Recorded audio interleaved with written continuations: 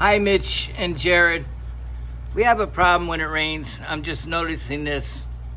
Every time it rains, the water lands directly on the top of the air conditioner.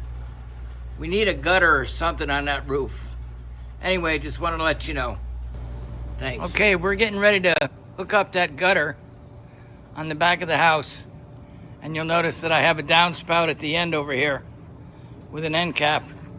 I have all little braces spread out. We're gonna be doing 20 feet at a time. There's about 40 feet total on the roof line. So we'll be back. Okay, we've got the first 20 foot of the gutter installed. You'll see the downspout on that end right there.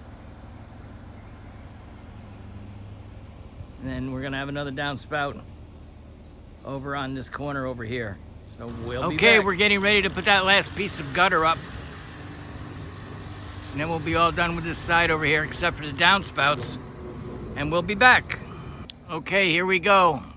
This last piece is done. All the way down.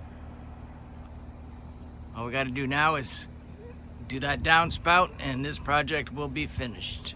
We'll be back. Okay, this downspout is done. I used plastic. You'll see those 45s. I could not find them in aluminum, so they had them in plastic. And there you have it. One more to go. And then we'll be done with this project. We'll be back.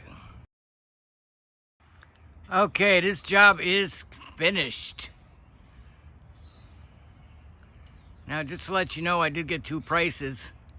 One guy wanted $600 and the other guy wanted $750.